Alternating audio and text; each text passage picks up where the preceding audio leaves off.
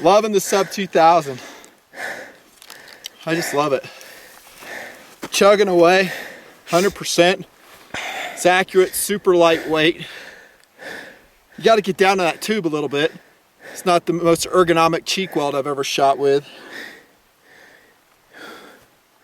Wears you out too, doesn't it? Yes, it does. Trench warfare, Sub-2000. It's doing great. See how we did at 10 yards.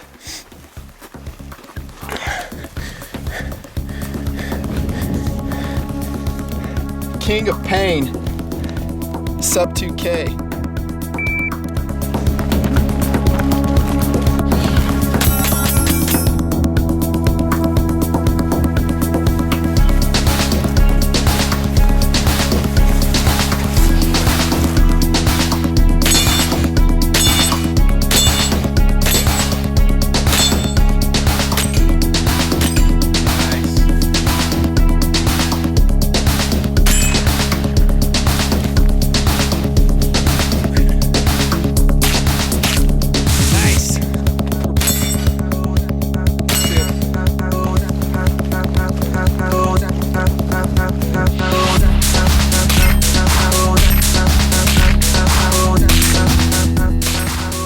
I like that gun. Isn't that sweet? Yeah, I like that gun. Running good with those stick magazines too, the Kel-Tec.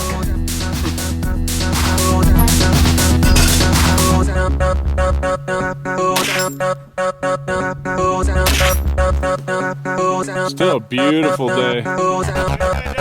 Yeah.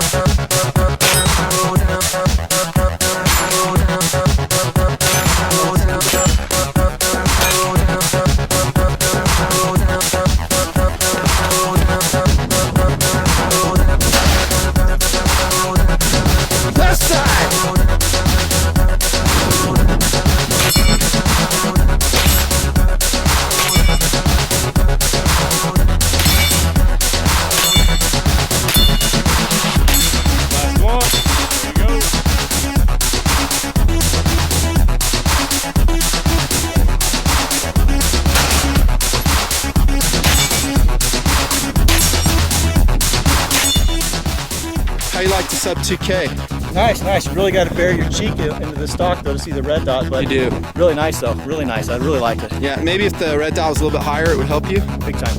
How many more? 3 more.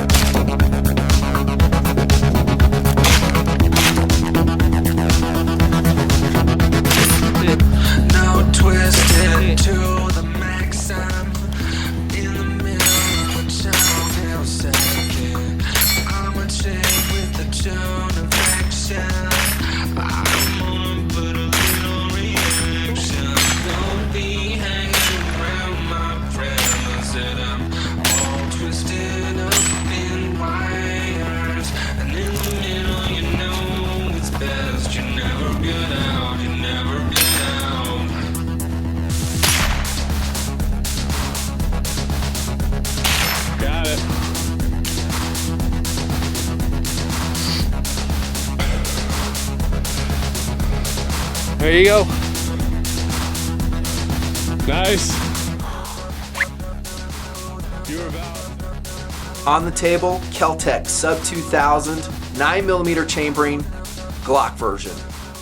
In my opinion, it is the best pistol chambered carbine being produced today. Kind of a bold statement. Well, in this Nutnfancy tabletop review, I will make my case the way I always do, via the talking point, and hit all the details. In fact, you will probably find this to be the most thorough review of the type in the world, print or electronic media. And having shot this gun for several months, many rounds fired, I have a lot of data to share with you guys. Thanks for coming along. I sure appreciate all the support. I love my TMPers all over the world. I know many have been waiting very patiently for the review in the Nutnfancy project, at least, of the Sub-2000. I'm going to call it the Sub-2K. So here you go. This review and all the testing leading up to this review are for my friends, my followers in the Nutnfancy project. Let's rock and roll. First one, philosophy of use. Oh, it feels so good to have a separate video on the philosophy of use for a pistol chambered carbine. It's out there. Check it out. Currently, I named it Why Pistol Chambered Carbines Don't Suck. Something like that, after all. Annotated in the upper right, that is my philosophy of use video on these types of guns. There's some upsides, there are some downsides. I lay it out as I see it. Check out the video. That's almost about all I'll say about it. The only thing I'm going to add for the Sub-2K in philosophy of use is competition gun. Chad from Kel-Tec uses this in, my understanding, sub-gun matches. The Sub-2K, and from what I've seen, he wins. Which kind of drives back to things I've said in other videos is, why do you need a fully automatic gun if you can't hit anything with it? I mean, don't get me wrong, I love sub-guns. I'm talking submachine guns. They are a riot to shoot. I've shot them. I love shooting them. I think I'm moderately good with submachine guns. I can relatively hit well with them. But it takes practice, and that practice is uber expensive with the ammo. I think in most applications, a semi-automatic pistol-chambered carbine is just as good as a submachine gun. The only change may be if you're a military dude, maybe an LE guy, you really need to put a lot of lead on the target, maybe need some suppressing fire. Maybe full auto would be a little bit easier, but I don't know about you, but I can work this trigger pretty darn fast on a Sub-2K and rock and roll. So I'll throw that in there. I'll say maybe informal competition gun when you're competing against other types, maybe a submachine gun. The Kel-Tec Sub-2000, a great choice for that. Oh, that feels nice. Be done with philosophy of use. Innovation and design. Well, there were other pistol chambered carbines in the market prior to the Sub-2000, and actually prior, let's go back a little bit, talk about the history, prior to the predecessor of this gun, the Sub-9, designed by George Kellgren, now of Kel-Tec, but previously of Interdynamic USA. It was kind of groundbreaking, and he had another partner that had designed, I think it was called the KG99, when the Sub-9 at least was with Interdynamic. I hope I'm getting all these details right. So they worked in collaboration. For whatever reason, George left that company. It folded in 2001, and they produced the Sub-9. Let me make sure I get my date right. I think it came out in like 1997. Yeah, that's right. In fact, I almost bought a Sub-9 like 5 different times. If you go back to my POU video, why pistol chambered carbines don't suck, I kind of talk about this. I always had my eye on pistol chambered carbines. The Sub-9 is exactly what I was looking at, and I was like, man, that looks fun. It'd be cool, within 100 yards, it's serviceable, but I just can never pull the trigger, no pun intended, of buying the gun. To spend, I think around the time is like $400. I didn't have a ton of money. I was like, I can't do it. I kind of wish I had now. Not kind of, I totally do, because those Sub-9s are going for like $900 now, if you can find them. Maybe even more, I don't know. When we're talking about innovation to design, the Sub-9 was an extremely compact form factor, just like the Sub-2K. The only thing is, it was aluminum construction, so it wasn't the polymer or Zytel construction you see in front of you right now. A lot of guys, not a lot, but I've heard some reports how they complained about the fasteners that fasten the two halves together of the Sub-9 came loose. I'm not really sure why that happened. There's a thing called Loctite. That's what I would have used, and it shouldn't be an issue. And I think the Sub-9 was a more attractive gun than the Kel-Tec Sub-2K. That's just me. I liked it. It had a higher fit and finish. But ultimately, it was just too costly to produce. And so I'm talking now that the design was in the Kel-Tec hands and George Kellgren's business right now. So they revised it. Actually, George did. He redesigned it, made it less costly to manufacture, and actually in some people's minds, and they might be right. The Sub 2K is a more durable gun. It is a little bit lighter, and we'll talk about weight here in a little bit. The original Sub 9, about 4.9 pounds, is my understanding. I didn't weigh one. I just had to go search that weight out. So it was groundbreaking in that, one, it was so compact and so lightweight. I'm going to just say it right now. We're talking a gun that is 4 pounds, the Kel-Tec Sub-2000. Already talked about Sub 9. We're going to concentrate on Sub 2K. 4 pounds? And by the way, when it folds, and I'll show you that eventually somewhere along the way, it folds to a 16-inch by 7-inch rectangular package. Awesome. And it can fit in this carry case by Kel-Tec. If we jump ahead to accessories, this is a Sub 2K carry case. Very affordable. I highly recommend it. That was groundbreaking. Okay, that's the first thing. Secondly, it was so cost effective, the Sub 2K. Since he went to Zytel, the price really came down. And one thing Kel-Tec has always been outstanding at doing is delivering extreme value to you and I, the customer. Great job, George and team. They have never abandoned that over the years. They are like, this is an innovative design. It's the lightest thing in the world that's like it. It folds in half, by the way. Ultra cool. And we're not going to rip people off when we sell it.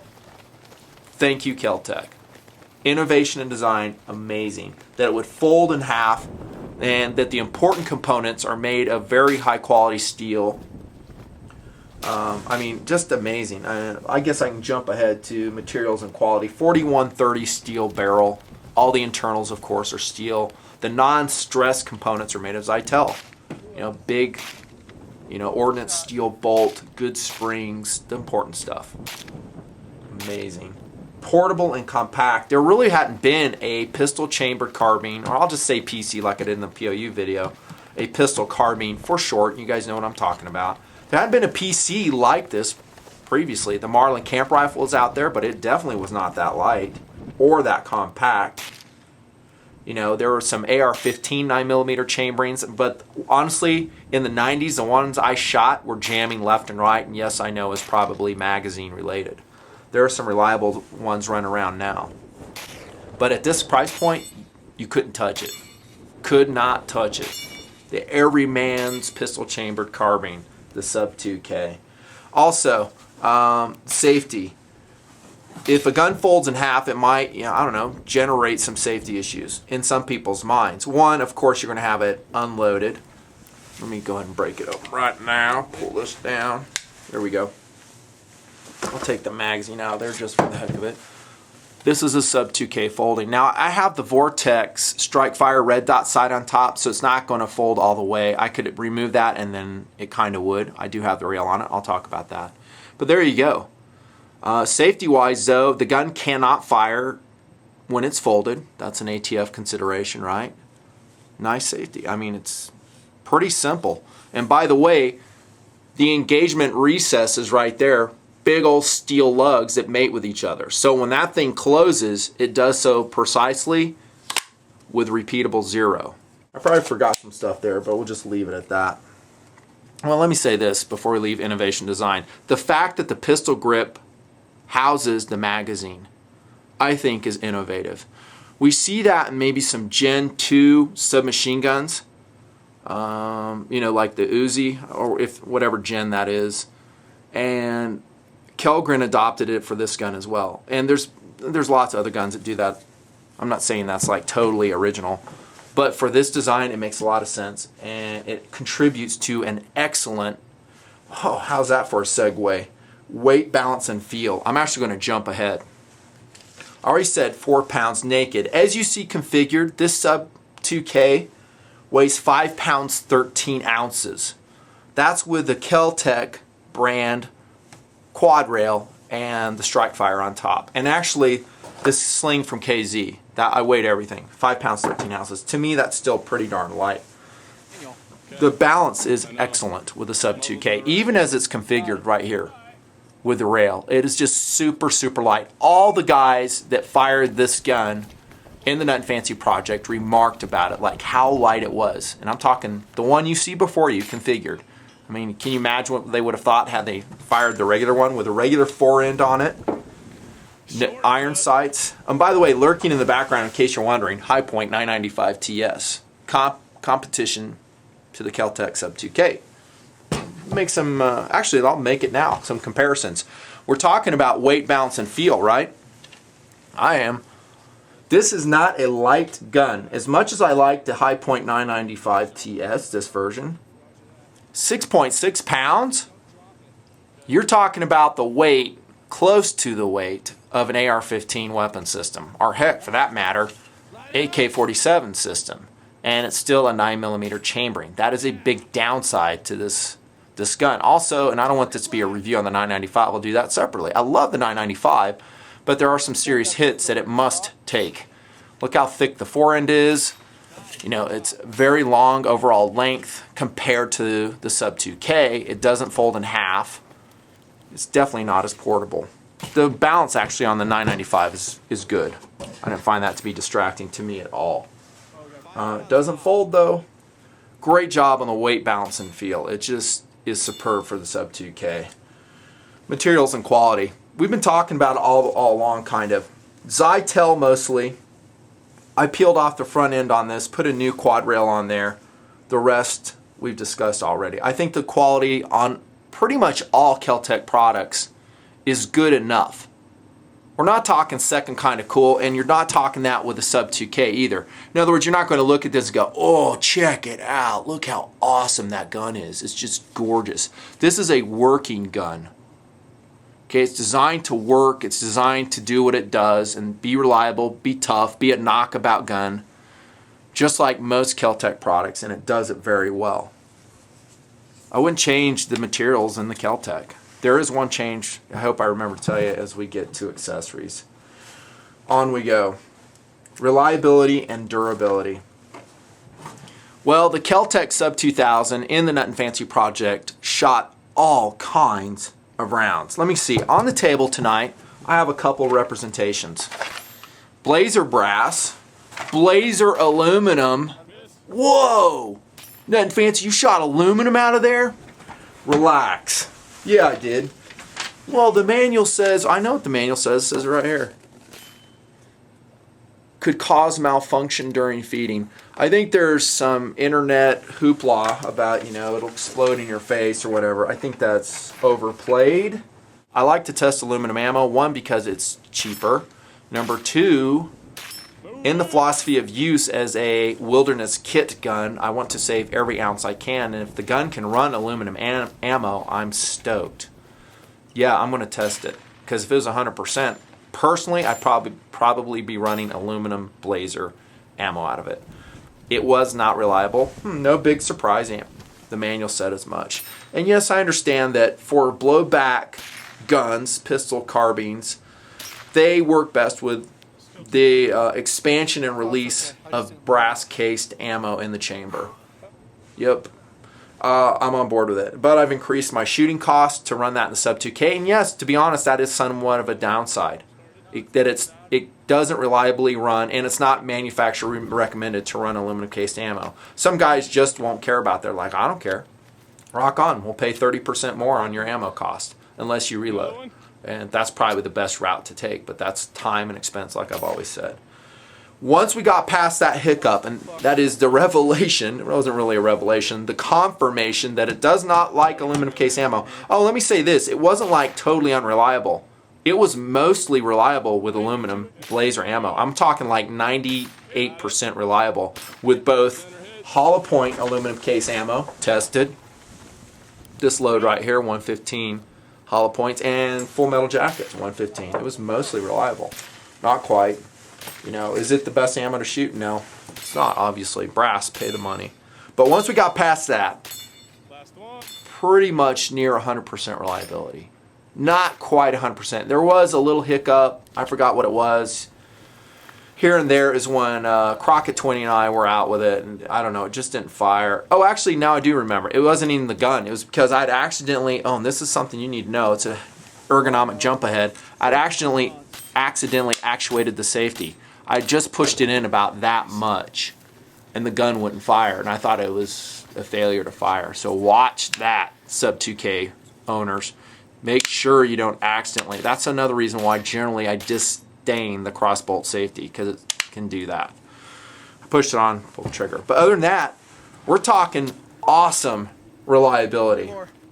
Awesome reliability. I mean, once again, we're talking hundreds and hundreds of rounds shot in multiple outings. The Sub-2000. You guys know the more I like the gun, the more I shoot it. So I shot this one a lot. Didn't see any issues. And the crew members that went with me, PFI Dude, Crockett, PFI Dad, some other guests in the Nutnfancy project who had the opportunity to shoot the Sub-2K, loved it. Durability. I think it will last and last and last. That's because the gun, and I forgot to mention this in Innovation to Design, is a blowback gun. Simple, simple, simple. There's really nothing, no complex components to the gun. The bolt travels rearward about 5 millimeters. The round exits, then the pressure drops to a safe level, and the extraction and reloading process takes place. Simple, simple blowback operation, which, by the way, is pretty forgiving for different pressure levels of all that ammunition. Plus P, you betcha. The Kel-Tec Sub-2K will allow that. It has a very long bolt travel, and it has high operational margins for different pressures on the ammunition you might feed it. And in my experience, hollow points ran pretty good in the Sub-2K. In fact, I didn't see any issues with them that I can remember. Sometimes I'm surprised. I go back in post-production, I'm like, oh, there was a hiccup. But I don't remember any. And let's see, I ran, what is this one right here? No, it isn't. That's a Corbon. I didn't run any Corbon. I did run this one. Got pretty good accuracy with it too. The Remington 115 grain LMMM1 load, and also 124 grain Starfire load, and then some reloads. They're like Rough Rider reloads I got up in North Dakota one year. They're like ancient. I would recommend, however, test your defensive load out of your Sub-2K to make sure that it's going to run 100%. I don't see any issues with reliability, durability, especially in folding, refolding the gun. If you look at the steel mechanism inside, it is tough. You may wonder, well, am I going to wear it out, actuating that? Nope, not that I can see. Accuracy. Oh, this will be fun. Here we go, July of this year. 45 yards in the windy desert, by the way. The wind was cranking up to about 15, 20 miles an hour. This is the groups I got. Running that Surefire. Not the Surefire, but the Vortex. Red dot in the back. That's a pretty good group. I had a flyer open it up. Awesome group. Look at that. Running 100 Blazer. This is actually the aluminum case stuff. Deal with it. There you go. Nice, sweet group. That's a good group. A little bit wider. Awesome. You're talking a Zytel, mostly Zytel carbine. Here we go. Here's another one. Okay, this is Blazer Brass, 25 yards. Good. There's a 124 grain Starfire. I was actually pretty disappointed how it shot this load. It should have been a lot tighter. Should have been. Because this round has really shot well out of most of the pistols that I've ever shot. I think this is probably Blazer Brass here. Really nice group. Now, some guys look at that and say, well, I can shoot that with a pistol. No, you can't. It's very difficult to shoot a group, at least for me. I've always said that, 25 yards. There you go. Awesome. Glock, let's see, Blazer aluminum. Look at these groups. It really liked that ammo. I was really bummed it wasn't 100% reliable. There is about, I think, an 8-round group in there. Look at that. Tight. That is sick. Nice. Cool. And continuing that point against a handgun, I'm kind of going philosophy of use with this. If you're really good pistol shot, you can shoot groups like this at 25 yards. I'll just say that. Off a rest. However, it is extremely difficult and it takes a lot of practice. It's so much easier to do it with a pistol chamber carbine. Kind of like the Sub-2K. Blazer Brass, I think this was. There you go, groupings. This is at 50 yards. Awesome. That opened up a little bit. 50 yards. I'm pretty happy with that. Now you guys will say, okay, that's really cool. Look at that. Couple rounds here. I was aiming right here. I think that's just 2 rounds there. If you're getting the message, the Sub-2000 is plenty accurate, you would be correct. In case you're wondering, did he shoot it at 100 yards? The answer is yes. 115 grain jacket of hollow points Remington variety. That's a 100-yard group I got. So open it up about like that. I think that's actually pretty good coming out of a pistol chambered carbine. You can probably do better if you take your time, use different ammo, see what it likes best. I will call the accuracy excellent. Now, I'm not going to say other carbines like the High Point 995 are any less accurate. Some may even be more accurate. But I will call this probably a 2 MOA accurate gun out to 100 yards, which is what I see with a lot of AR-15s, if not most. Firepower. This is where it is so awesome, the Sub-2000, especially the Glock version. I prefer the Glock version. The only downside is if you commit to the Glock version available in 40 or 9mm, you cannot swap it to another style of magazine. The other ones offered, currently subject to change, 9mm comes in Smith & Wesson 5900 series, Beretta 92, SIG 226 series. If you get any of those other three, you can actually change the magazine release out and it will accept magazines from one of those other pistols. In the 40 cal, of course, you can go Glock 22, Glock 23, but you can also choose go Beretta 96, Smith & Wesson 4006 series, or the SIG 226 and 40. And again, they're interchangeable with a mag release swap out, is what I understand. Again, my favorite is the Glock, and I think that is pretty much everyone's favorite, and this is a major reason why. The beautiful Glock 18 33 round magazines, which are currently available. Join the NRA, be politically active, and keep them available. I tested this, and I also tested the Sharer version. This brand, both were 100% reliable out of the sub 2K, and that, my friends, is a lot of awesome firepower. And to me, this is normal capacity, not high capacity. This gun is a submachine gun facsimile. Submachine guns are designed for 30 round magazines, more or less. That's what these are. Having said that, I found myself preferring the magazine that's in it. A Glock 17 magazine with a +2 base plate on it. This one would fit flush. And that's actually a lot of firepower, 19 rounds or so. Decent, and maybe have these in storage. Huge plus for the Sub-2000. And it beats a lot of other competitors on that issue alone. And by the way, if you get a SIG SIG housing on this, there's normal capacity magazines for the SIG and the Berettas out there. You may have to do some work to find some reliable ones though. Okay, if you can get some Mech Rs, something like that, rock and roll. And it beats the pants off the 995 in firepower, which is basically 10 rounds. Yes, I used a Pro Mag 15 rounders. They were not reliable overall. Firepower at the Sub-2000 against many, if not all competitors, dominates. The only thing I would say that others that would be kind of equal to it would be a very high quality and reliable AR-15 chambered in 9mm that can use a 35 or 25 round stick magazine. Again, you're gonna have to test it, make sure it is indeed reliable. But against other competitors, dominating, dudes. Ergonomics. Okay, I gotta crank it. I don't want this to be too long. So much to say. Let's start at the tip. That is the muzzle, and we'll go aft from there. The sight. Let me say that right. The sights. They're okay. They're not entirely awesome, in my opinion. You have a rear aperture sight. Okay, you're stuck with that size aperture. It folds when the gun folds. And then you have a second generation front sight now on the Sub 2K. I love the high visibility front blade. The downside on this, at least as it comes from Kel-Tec, is it is rather tedious to adjust. They have a whole insert in the manual of how to do it. Okay, and just a very slight movement on that second gen front sight equates to a lot of movement at 100 yards. They tell you the gun is zeroed at 100 yards.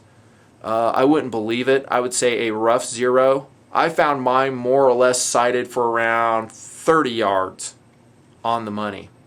Okay, the sights are excellent for what the gun is intended to do, and that is fold. Okay, good job on that. I have no issues on the fore end of a regular Sub-2000. We're talking about ergonomics still. Actually, I love it. The only reason I went with a quad rail is so I could do two things. Actually three things. One, mount an optic, and that is a downside, of the Sub-2000 as it comes out of the box. It's not easy to mount an optic onto. In fact, it's extremely difficult unless you go with an aftermarket accessory like this. So I did that. Vortex on AR-15 mount, which, by the way, are you listening? Co-witnesses perfectly with the iron sights. And I found that to be very helpful in the eat lead drill, where I had accidentally gone into night vision mode on the strike fire, and I just went through my iron sights. I shot right through it. They're coat witnessed, and they worked perfectly. Nice. So I don't have issues with the sights. I did not shoot them at 100 yards. All the 100-yard shooting was with the red dot. Don't have any issues with the fore end, but I wanted the optic. Another thing I wanted is a sling attachment. I ran the 2-point sling on the Sub 2K, and I prefer it for this gun because the gun is so lightweight. It just works well with the Sub 2K. I have a flush mount swivel thing. I think that's KZ brand. That's from bowtactactical.com. Another reason is for mounting a flashlight. Don't have one on here yet, but I want the night capability and a capability to mount a light either on the bottom. I don't run a VG as it is. That is vertical grip. You might want to, but the fore end on the stock one is just fine. The pistol grip, very P11-like. Checkering is outstanding. I love it. In this application, it's funny, I pick up a P11, I was like, I don't like that so much. But in the Kel-Tec Sub-2000, I don't know what it is. I like it. The magazine release sticks out just enough, doesn't accidentally actuate, no problems there, it rocks. Trigger. How about 6.5 pounds, and when you're shooting it, it kind of feels like a double action trigger. However, the let off is kind of crisp. So I would say the trigger, as it comes out of the box, pretty decent. Pretty decent on the Sub 2K. Looking at the mag well under here, you can see it's not really funneled. Decent enough. And there's no ergonomic issues here like there is in the High Point 995. Let me tell you what I'm talking about. The 995, it has recesses on the pistol grip. It's very easy not to seat the magazine all the way. You think you chambered around, click, you didn't. Saw it with several crew members when they're running that gun. It's like, dude, check, make sure the magazine's seated all the way. Ergonomic still. The charging handle, that is the operating handle at the aft of the gun in the tube. This is where your long bolt is contained. There's a spring at the aft portion here. I didn't really dig it so much, and it takes some adapting to get used to it, and I will stick by that. It is not very ergonomic. I'd rather have it up on the receiver where the high points is, heck, where the Marlin camp rifle is and every other gun that is a competitor with this. You're going to have to just get used to it. It does reciprocate too, so you can smack it. If you're holding a hand back here or something, this comes back and forth and you're going to get pinched. It's not a showstopper though. There is no last shot hold open, as there was, my understanding, in the Sub 9 in the Sub 2K. There is, however, a groove back here that you can crank it over and lock it open like that, which is pretty cool. You can see the bolt in there.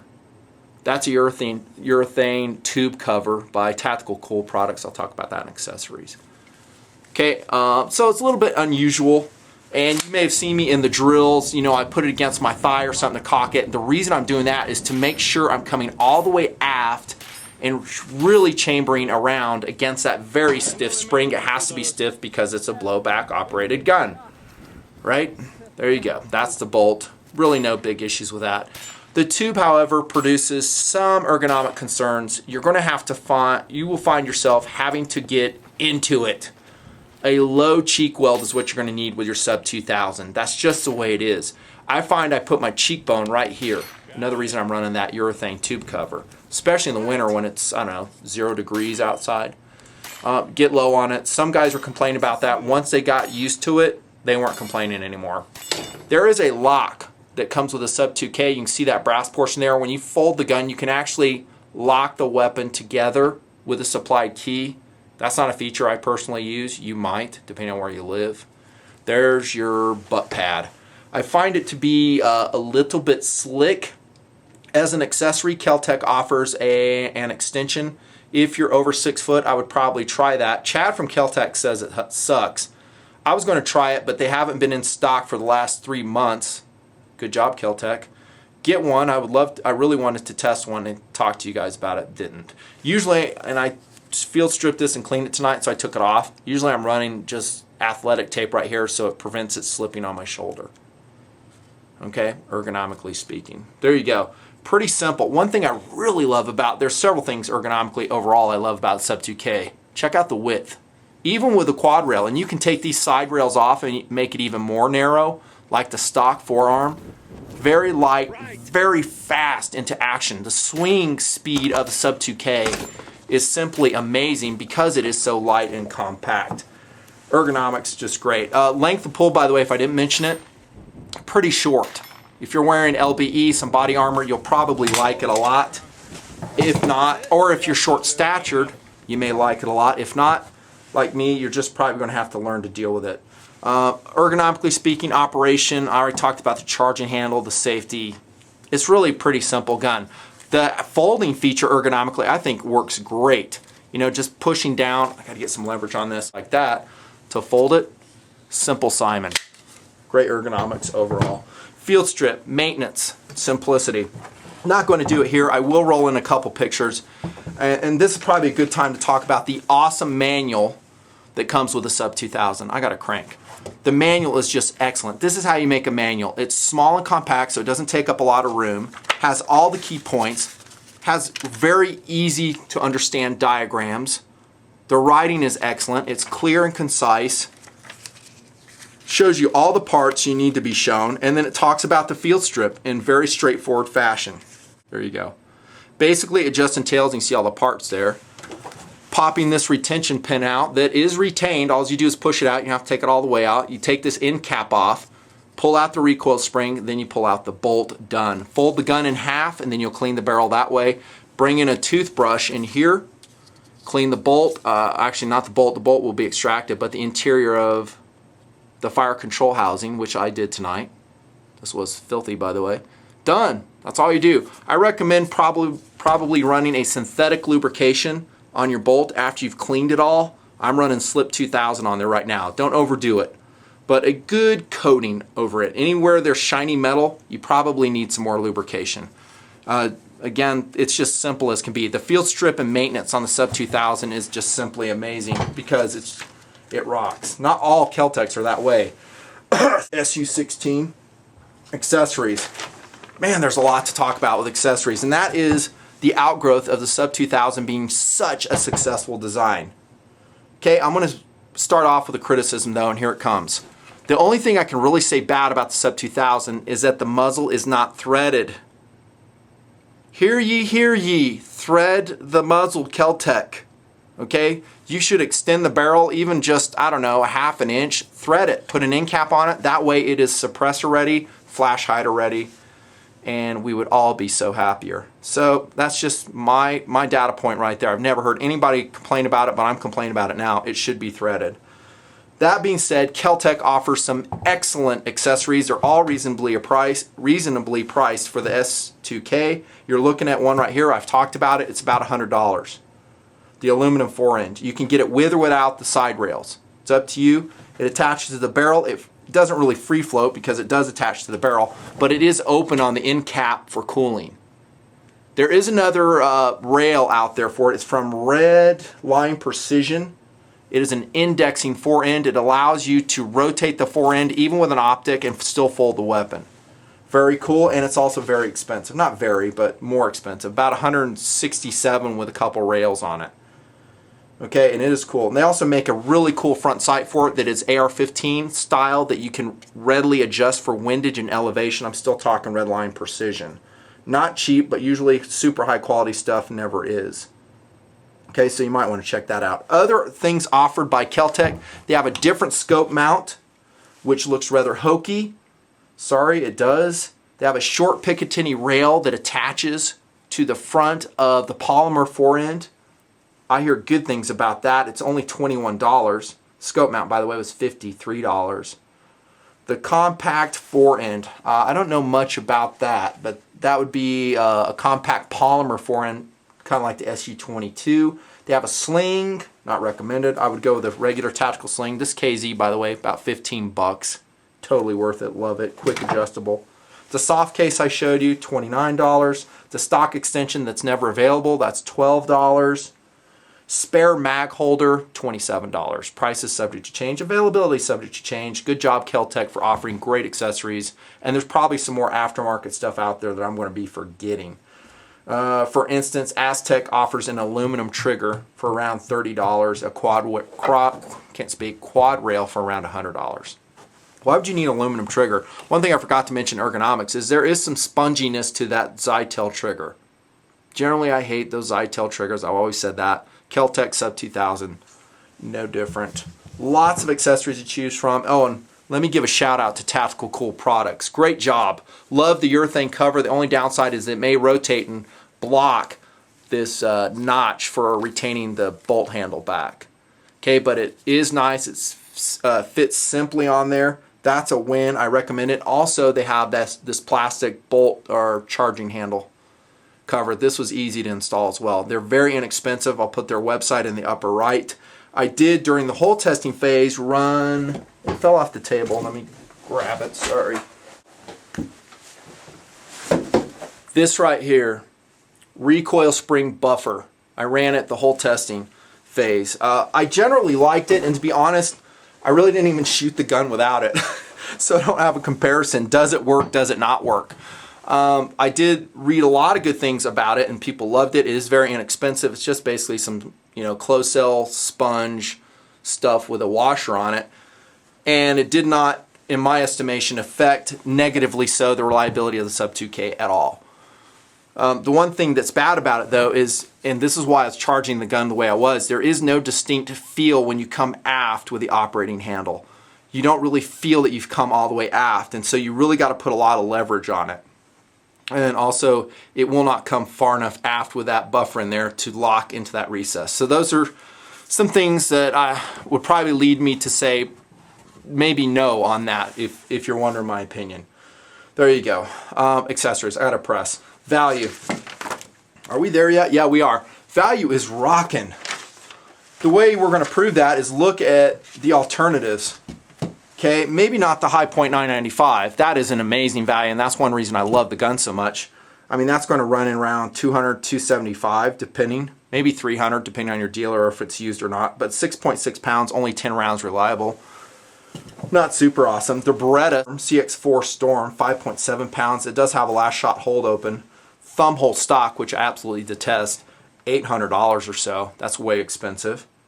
Ruger PC9 no longer available. PC4, 6.4 pounds. Proprietary mounts for the scope, and it was heavy. I never really, I don't know, for whatever reason, warmed up to the PC series from Ruger. Just didn't. Marlin Camp Rifle. We've seen that run in the Eat Lead Drill along with the Sub-2K. It did quite well in 45 chambering from the PFIs. $900 or so nowadays if you find a really clean one. Maybe less on the used market. They don't make it anymore. And it doesn't have anywhere near the firepower of the Sub-2K. 1894 MP5 clone brought in by American Tactical Imports. It's made in Turkey by MKE. It's a good gun. It's cool. It is very expensive. It's very heavy too. Has about the same firepower. Calico, or Coleco, however you want to say it, M900, it's long gone. About 4 pounds, so it's about the same weight. Right? It's about the same weight. And they're going expensive though. I mean, if you can find one of those, and they had a 50-round magazine, for whatever reason, they just never caught on. That's about what you can expect out there. Like I said at the beginning of the video, this is probably the best pistol chambered carbine in the world as of 2011. I mean, for the money you're going to spend, which is, by the way, if I didn't say so, about $300 or so, if you can find one, talk about that, if you can find one, $300 or so. Amazing value. Again, we see that adherence to the value equation at Kel-Tec. The only thing I will ding Kel-Tec for, and I hope they're listening, is number one, year after year, you have never increased your production capability, and it really pisses people off. Okay, I'm just being dead honest here. You have great designs, but your production capacity has remained in the 1980s this whole time, and it just irritates everybody. It irritates my TMPers. I hear about it all the time. I review these guns. They cannot get them. Yeah, but we ship them out all the time. Really? I don't see Sub-2Ks on the shelf very often at all, especially in the Glock format. If I see them, they're going to be in Smith & Wesson format or something I feel is less desirable.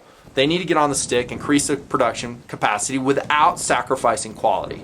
That's an official call from the Nutnfancy project. Please do so.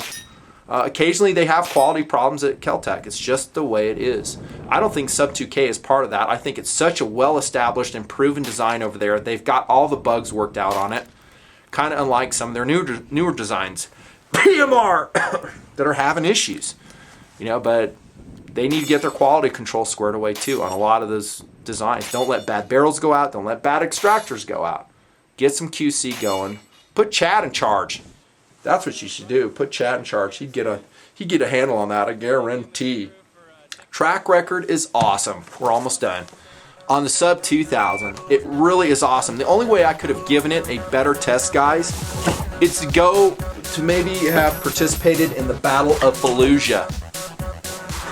Seriously, that would have been a really good test, because then it just, in full-on combat, that many rounds shot, heating up the gun, thrashing it, dropping it. Actually, we did plenty of that in the testing phase here in TMP. It is super lightweight. It is very reliable. It's very accurate. It's very affordable. If you're in the market for a pistol chambered carbine PC and you have an understanding of all the philosophy of use limitations on such a weapon, but in your application you need one, dude, you will not go wrong buying a Sub-2000. It is the best as of 2011, and I anticipate it's going to stay that way for a long time. That's a Nutnfancy review. Thanks so much for the support and all you do for the project. See ya.